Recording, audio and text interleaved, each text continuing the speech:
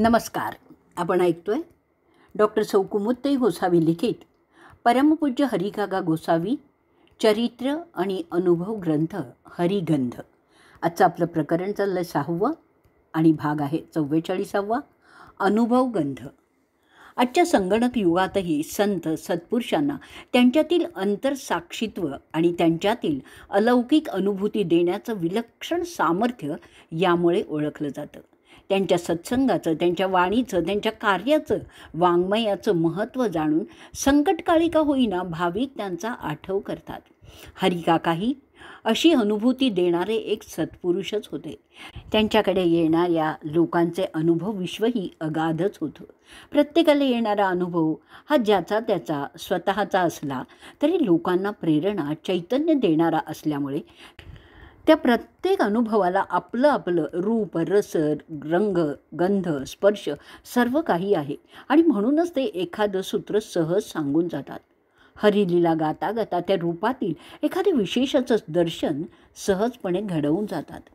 हरिभक्तांना, हरिकाकांच्या चाहत्यांना आलेले अनुभव लौकिक, पारलौकिक पातळीवर तर आहेतच, परंतु त्यातील एखादा अनुभव वरवर पाहता अगदी सामान्य पातळीवरील, प्रापंचिक पातळीवरील आहे असं वाटत असताना तो जाता जाता असं एखादं जीवनसूत्र सांगून जातो की तो अनुभव आपल्या अंतर्मनात कितीतरी वेळ रेंगाळत राहतो. वरवर चमत्कार वाटणारे अनुभवही याच जातीचेच वाटतात. आपल्या मनात अनेक प्रसंगातून वेळोवेळी काही प्रश्न उपस्थित होतात.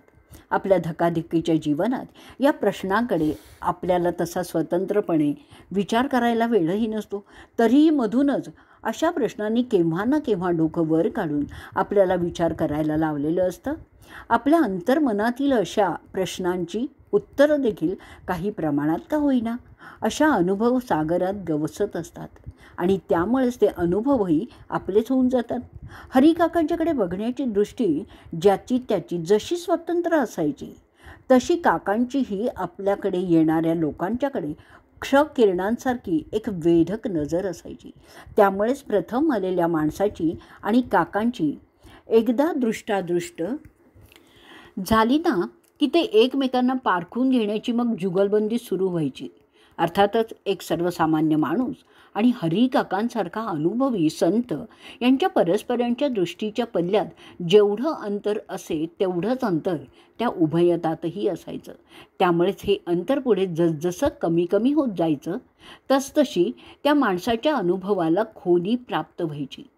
काही अनुभव असेही आहेत की त्यांच्यातील अंतःसूत्र फारसं वेगळं किंवा नवीन नाही, परंतु ज्या वातावरणात, ज्या पद्धतीने भाविकांना तो अनुभव आलेला आहे ती परिस्थिती अगदीच वेगळी, लक्षणीय असल्यामुळे पुनरावृत्ती काहीशी स्वीकारू नये अशा काही अनुभवांचाही समावेश या अनुभव स्मरण गंधात केलेला आहे. अनुभवांना लौकिक अर्थाने जसं महत्त्व नसलं तरी आपल्या श्रद्धेला, आपल्या भक्तीला, साधनेला यातून दिशा मिळते. विज्ञानाप्रमाणे अध्यात्मही शास्त्रच आहे. त्याचा अचूकपणे अभ्यास झाला नाही तर अस्सल साधुत्वही अविश्वासाच्या वादळात सापडतं. तरी सत्य हे त्रिकाला बाधित सत्य म्हणून स्वीकारायचं असतं. म्हणूनच अनुभव जतनही महत्त्वाचंच ठरतं.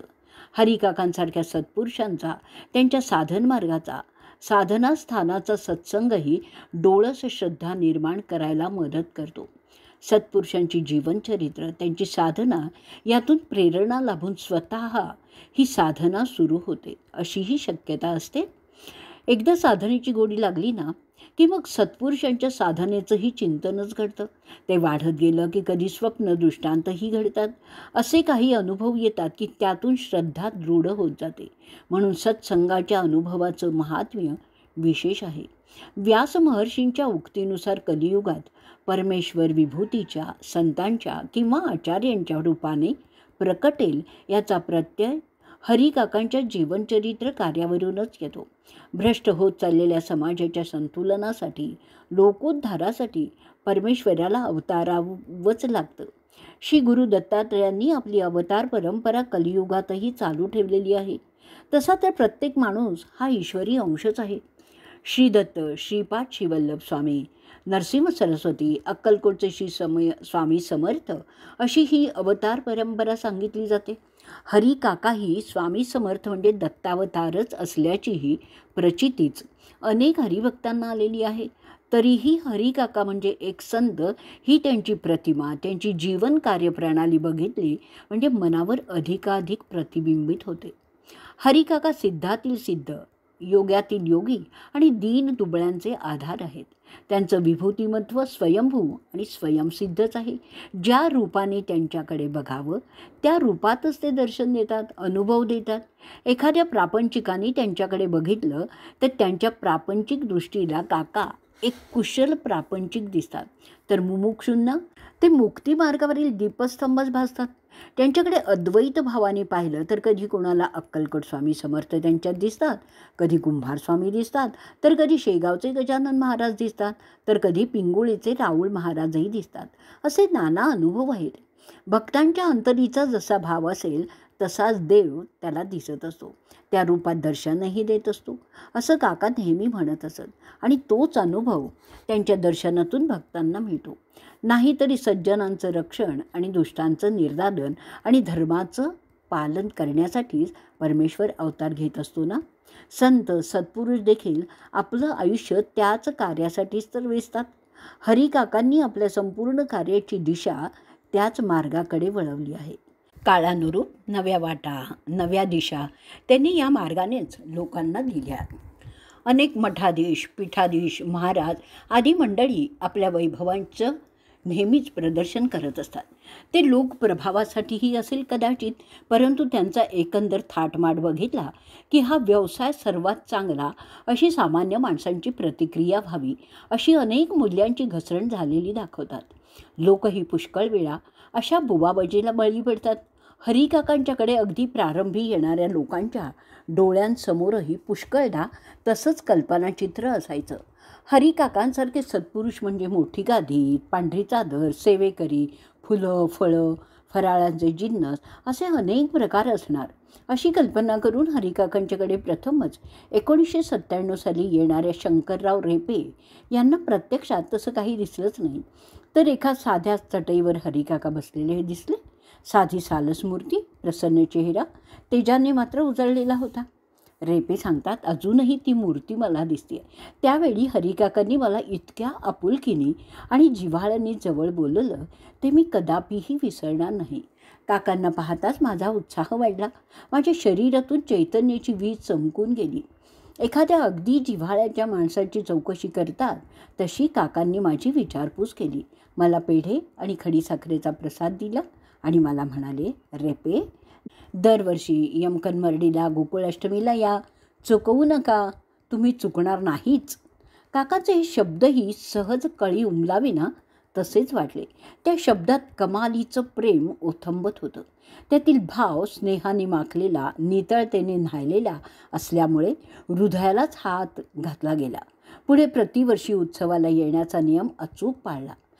त्या परस्पर प्रेमभावाबद्दल काकांना एवढा विश्वास असायचा की एकदा उत्सवाला आलेला माणूस पुन्हा खात्रीने येणारच याची ग्वाही त्यांचं अंतर्मन त्यांना त्या माणसाच्या पहिल्याच भेटीत देऊन जात असे. हरिकाकांच्या अमाप लोकसंग्रहाचं, लोकप्रेमाचं रहस्य त्यांच्या अशा वरकरणी साध्यासुध्या वाटणाऱ्या वागण्या बोलण्यातूनही प्रतीत होत असे. त्यामुळे त्यांच्या भेटीची ओढ मनाला लागून राहायची. इकडचं जग तिकडे झालं, कितीही मोठी अगदी डोंगरा एवढ्या अडचणी जरी आल्या तरी गोकुळ अष्टमीची वारी काही चुकवायची नाही असा संकल्प मनाने आपल्या नकळतच करून टाकलेला असे. हा अंतरीचा ध्यासच काकांच्या सगुण भेटीचा आनंद मिळवून देत असे. आज सगुणाची जागा निर्गुणाने घेतलेली असली तरी एकदा मनाला लागलेला हा ध्यास कमी झालेला नाही, हेच हरिकाकांचं खरं सामर्थ्य आहे. माणूस राजकारणात असू देत किंवा अध्यात्मात असू देत, त्याला सत्संगतीची ओढ असेल तर सत्संगात मिळणारं समाधान त्याची आत्मिक, त्याची सात्विक वृत्ती वाढवतच असते.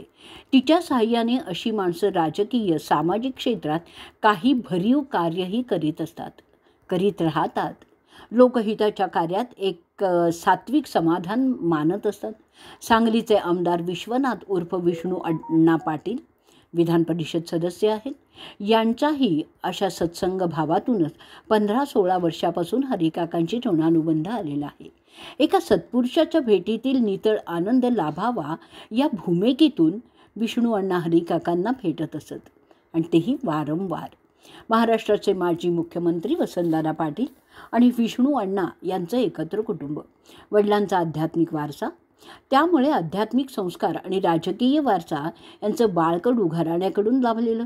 त्यामुळे विष्णू अण्णांना हरिकाकांच्या भेटीची एक आध्यात्मिक ओढ असायची. हरिकाकांच्याकडे प्रथम आलो तेव्हा काकांसंबंधी भीतियुक्त आदर निर्माण झाला. त्यांचं बोलणं आपण नीट समजून घ्यायचं असतं हेही ध्यानी आलं. त्यांना अमंगल बोलणं वागणं अजिबात आवडत नाही हे देखील लक्षात आल्यामुळे काका हंसक्षीर न्यायानुसार बरोबर दूध ते दूध आणि पाणी ते पाणी अचूक ओळखतात हे प्रत्यक्षच अनुभवायला मिळालं आणि त्यांच्या संबंधीचा आदरभाव अधिकच दृढ झाला, असं विष्णू अण्णा अगदी मोकळ्या मनाने सांगतात. विष्णू अण्णा पुढे ज्या वेळी हरिकाकांच्याकडे जात असत त्यावेळी त्यांच्याकडे कितीही माणसं बसलेली असली तरी ते त्यांना एकतर त्यांच्या प्रश्नांची उत्तरं देऊन मार्गी लावायचे किंवा थांबायला सांगून विष्णू अण्णांबरोबरच 3-4 तास चालणाऱ्या आध्यात्मिक राजकीय चर्चेत रंगून जात असत. कारण तेच ते प्रापंचिक प्रश्न ऐकून काकांनाही कंटाळा येत असे, ते कंटाळलेले असत. त्यामुळे विष्णू अण्णांसारखी अन्य विषयांवर मुक्त चर्चा करणारी माणसं काकांना याविषयी वाटायची. माणूस मनाने आतून बाहेरून जितका स्वच्छ असेल तितका तो मुक्तपणाने आपल्या आवडीच्या विषयावर चर्चा करू शकतो. हरिकाकांसारख्या सत्पुरुषांना देखील आपल्या विधायक चर्चेतून समाधान घेऊ शकतो. याचंही एक आगळं समाधान परस्परांना मिळायचं आणि त्यातूनच स्नेहाचे धागेही गुंफले गेलेले आहेत. आज हरिकाकांच्या माघारीही एकनाथ दादांच्याबद्दल विष्णू अण्णा तेच स्नेहभाव आणि आदर बाळगतात. त्यामुळे हरिमंदिरात जाण्यासाठी मनाला तीच ओढ आहे.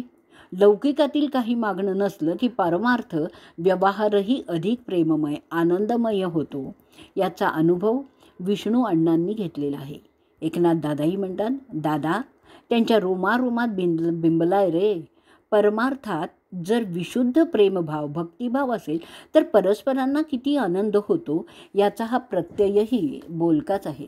माणसाला खरं मानसिक समाधान हवं असेल तर हरिकाकांसारख्या सत्पुरुषांचे आशीर्वाद आवश्यक असतात. त्यांच्याकडे निरपेक्ष भावाने गेलो तरी त्यांच्या कृपेने आपली सर्व कामं यशस्वीच होत असतात. असा अनुभव विष्णू अण्णांना हरिकाकांच्याकडे एकनाथ दादांच्याकडे नेहमीच आलेला आहे. व्यवहारात पुष्कळ वेळा माणसं चुकतात, परंतु त्यांची कल्पना त्यांना नसते. ज्यावेळी त्यातून एखादं संकट कोसळतं तेव्हा आधी स्वतःचे प्रयत्न संपले की मग त्यांना संतांची आठवण होते. माणसाचं मन चंचल असतं. असंख्य विचारांचे मोहळ त्यांच्या डोक्यात उठलेलेच असतात. कशावरही मन एकाग्र होत नाही, कशातही स्वारस्य वाटत नाही. अशा भरकटलेल्या विचारांना खरा आळा घालायचा असेल तर निष्पाप बुद्धीने भक्तियुक्त अंतःकरणाने संतांना भेटून काही क्षण तरी त्यांच्या सत्संगात राहायला हवं. कशाचीही अपेक्षा न बाळगता संतांच्याकडे आशीर्वाद मागितले तर त्यांच्याकडून जे आशीर्वाद मिळतात ते अधिकच प्रभावी असतात, दीर्घकाळ टिकतात, असं विष्णू अण्णा स्वानुभवाने सांगतात. आपल्या जीवनात आलेल्या कोणतीही अडचण असू दे, मग त्या लौकिक व्यवहारातल्या असू देत, राजकारणातल्या असू देत, अन्य कोणत्याही असू देत, हरिकाकांच्या अंतःकरणपूर्वक स्मरणाने त्या केव्हा संपून जातात ते कळतही नाही. हरिकाका आणि एकनाथ दादा यांच्यातील अभेदभाव जाणून घेण्यातूनही तो स्पष्ट होऊन जातो. हे ते म्हणतात, एकनाथ दादा हरिकाकांचा जो आध्यात्मिक वारसा चालवित आहे त्यावर श्रद्धा विश्वास ठेवण्यात आपलाच लाभ आहे. दादांच्या रूपाने काकाच आपल्या पाठीशी आहेत हा विश्वास आपल्याला प्रेरणादायीच ठरतो. माणूस कितीही मोठा असला तरी तो माणूसच आहे, ब्रह्मदेव तर नाही आहे. त्यामुळे मानवी मर्यादा लक्षात घेऊन माणसाने भक्ती मार्गातही वागायला हवं, म्हणजे त्याची फसगत होत नाही, असं विष्णू अण्णांना वाटायचं. काका कुठे गेले? काका आहेतच असं ज्यावेळी आपण म्हणतो त्यावेळी मग या दोन्ही वाक्यांचा अनुबंध जोडायला लागतो. काका जर आहेतच असं आपण मानतो तेव्हा कुठे आहेत असा प्रश्न अनुषंगाने उपस्थित होतो. आणि त्याचं उत्तर दादांच्या रूपाने काका आहेत असं देता येतं. मग दादांना स्वतःचं असं वेगळं अस्तित्व, स्वतःचा चेहरा मोहरा नाही की काय, असाही प्रश्न पडतो. त्याचं उत्तरही या प्रश्नाच्या उत्तरातच गवसतं. कारण सद्गुरू हे तत्त्व आहे. हे जाणून घेतलं की मग जो सद्गुरू म्हणून हरिपीठावर असेल तो, एरवी ज्याची त्याची स्वतःची देहधर्माची लौकिकातील ओळख ही आहेच आहे. हरिकाकांचा प्रभाव ज्यांनी ज्यांनी अनुभवला आहे त्यांना त्यांना त्या विशिष्ट क्षणी वेगळीच अनुभूती आलेली आहे. ते क्षण हृदय कुपीत साठवून ठेवताना जो त्यांचा स्पर्श गोडवा अनुभवला होता, तोच त्या क्षणाच्या आठवातही मनाला मधुर स्पर्श देऊन जातो. मग ते काकांनी उच्चारलेले लाडाचे, कौतुकाचे 4 शब्द असले तरी त्यांना एक आगळंच भावसौंदर्य प्राप्त झालेलं असतं. आपल्या अडचणींवर, आपल्या समस्यांवर मात करून कोणी शिक्षण घेत असेल किंवा काही उत्पादक उद्योग सचोटीने करून मिळालेल्या 4 पैशाचा विनियोग स्वतःबरोबर समाजातील दीनदुबळ्यांसाठीही करत असतील तर काका त्या व्यक्तीवर अतिशय प्रसन्न होत असत. गंभीर स्वरूपाच्या अनेक समस्यांना तोंड देऊन पद्मावती राजाराम कुलकर्णी यांनी 1944 साली 4थीची परीक्षा उत्तीर्ण झाल्यानंतर चक्क 16 वर्षानंतर 1960 साली प्रौढ शिक्षण वर्गात प्रवेश घेतला आणि पुढील शिक्षणाला प्रारंभ केला. याचा काकांना मनस्वी आनंद झाला आहे. वास्तविक संसारात रमण्याचे ते वय असताना पद्मावतींना शिक्षणाची ओढ निर्माण झाली आणि प्रतिकूलतेतून वाट काढीत त्यांनी शिक्षणाची कास धरली असली तरी मधूनच संसाराच्याकडे मन धाव घेत असे. अभ्यासावरचं लक्ष उडलं की त्यांना हरिकाकांची अतिशय आठवण व्हायची. त्यातच त्यांच्या एका मैत्रिणीने कूरच्या पाटलांच्या घरी मिळालेला काकांचा एक फोटो पद्मावतींना आणून दिला. त्यामुळे अभ्यासात लक्ष लागण्यासाठी त्यांना एक आधारच मिळाला. गोरगरिबांना दरवेळी उठून हत्तरगीला येणं अवघडच असायचं. ही त्यांची अडचण लक्षात घेऊन काकाच अधूनमधून गारगोटीसारख्या एखाद्या मध्यवर्ती ठिकाणी कार्यक्रमाचं निमित्त साधून जात असत. त्यांचे प्रश्न सोडवून त्यांचे कल्याण साधत असत. ज्यांच्या मनातून काकांच्या भेटीची आस असायची अशांना ते कोणत्या ना कोणत्या निमित्ताने जवळपासच्या ठिकाणी जातीने जाऊन भेटून त्यांची प्रेमाने वास्तुपुस्तही करीत असत. गारगोटीला एकदा हरिकाका आले असताना त्यांची पद्मावतीने मुद्दाम भेट घेतली. तेव्हा आपल्या या नातीला बालपणी काका जितक्या लाडाने हाक मारायचे तितक्याच लाडाने 25शीतल्या पद्मावतींना त्यांनी साथ घातली. अरे माझ्या पम्या आला रे आला, पम्या आला रे आला. क्षणभर का त्यांनाही त्यांचं बालपण साथ घालून गेलं. पद्मावती काशीरामेश्वरला यात्रेनिमित्त जाऊन आल्यावर त्यांनी काकांना शाल श्रीफळ अर्पण करण्याची इच्छा प्रदर्शित करताच काकांनी आधी नकार दिला. मात्र त्यांचं मन दुखवेल या भावनेने लगेच म्हणाले, बुधबेस नवनेस असं म्हणत शाल श्रीफळाचा स्वीकार केला. श्रीफळ आणि 1 रुपया प्रसाद म्हणून पद्मावतींना दिला. तो त्यांनी अजूनही जपून ठेवलेला आहे.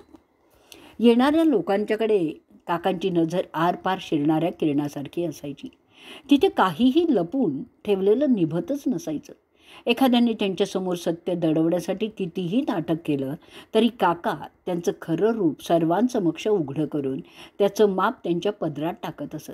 त्यामुळे ढोंगी लोकांना, बुवाबाजी करणाऱ्यांना त्यांच्या पुढ्यात उभं राहणंही अवघड होऊन जात असे. गोकुळ अष्टमीच्या गोपाळकाळ्यासाठी आलेल्या एका लब्ध प्रतिष्ठित नगरपित्याला काकांनी खडसावलं. गरिबांची अडलेली कामं करून देण्यासाठीही किती पैसा खातोयस? आधी ते बंद कर आणि मग ये माझ्या दर्शनाला. पांढरे शुभ्र कपडे परिधान केलेले ते प्रतिष्ठित गृहस्थ हातात हरिकाकांना अर्पण करण्यासाठी आणलेली फळांची भली मोठी टोपली घेतलेली त्या गृहस्थांची चाकर मंडळी अवाक होऊन आपापल्या जागेवर स्तब्धच उभी राहिली. दुसऱ्याच क्षणी हरिकाका हरिमंदिरात रंगलेल्या भजनात रमूनही गेले. क्षणापूर्वी रागाने अग्निज्वालांसारखे तापून लालबुंद झालेले सिंहगर्जनगत भेदक प्रश्न विचारणारे हेच का हरिकाका असा संभ्रम पडावा असं ते रूप होतं. कोल्हापूरच्या डॉक्टर सौ प्रेमलता मोहिते आणि त्यांचे पती माधवराव दोघेही हरिसेवेत रंगून जात. एकदा हत्तरगी होऊन परतताना त्यांच्या मित्रांनी मोहित्यांना गाडी चालवण्याचा आग्रह केला. तेव्हा काका म्हणाले, अरे जा की गाडीने, बायको पोरात लवकर जाऊन पोचशील, 4 पैसेही वाचतील. काका मी आपल्या सेवेसाठी आलेलो आहे, त्यातच मला अधिक समाधान आहे, असं माधवरावने सांगताच काका हसले. मोहित्या, तू अगदी गाढव आहेस बघ, तुला काही कळतच नाही. काकांच्या या प्रतिक्रियेवर गाडीचा आग्रह धरणारी मंडळी देखील हसली. तेव्हा त्यांना काका उद्देशून म्हणाले, देव तरी असा खुळा की त्याला अशी गाढवच अधिक आवडतात. बिचारी गाडीवान मंडळी तिथून हलकीच निघून गेली. त्या दिलप्याला माझा निरोप सांग की उद्या सूर्योदयापूर्वी मला येऊन भेट, असा आदेश देऊन माधवराव परतले. ठरल्याप्रमाणे डॉक्टर दिलीप एका मोटरसायकलवरून निघाले. हात कणंगले ओलांडल्यानंतर मोटरसायकलचं हँडल कोणीतरी जोरात खेचल्यागत झालं. गाडी सुमारे 25 फूट घसरत जाऊन सांगलीच्या दिशेने वळून थांबली. साईड गार्डमधून ठिणग्या पडत होत्या. मात्र डॉक्टर दिलीपच्या केवळ पायालाच काय ते खरचटलं. ते हरिकाकांच्याकडे सूर्योदयापूर्वी येऊन पोचले. काकांनी डॉक्टरांना प्रेमाने जवळ बसवून घेतलं, मन मोकळ्या गप्पा मारल्या आणि परतताना म्हणाले, आज तू वाचलायस, जा, तुला दिलेल्या नामानेच तुला वाचवलंय बघ. नंतर डॉक्टरांना कळलं की ते डॉक्टर कोगरेकरांच्या स्कूटरवर बसून सातारला निघालेले आहेत. या अपघातात मागचा टायर उडाला आणि 30 फूट रस्त्यांवरून गाडी घसरत गेली. डॉक्टरांना वाटलं, आपण जर काकांच्या निरोपाप्रमाणे बेत बदलला नसता तर आपलं काय झालं असतं. खरंच, हरिनाम तारी त्याला कोण मारी. कितीतरी भक्तांना जीवावरील संकटातून हरिकाकांनीच वाचवलेलं आहे. आजचा भाग आपण इथे संपवणार आहोत. अवधूत चिंतन श्री गुरुदेव दत्त.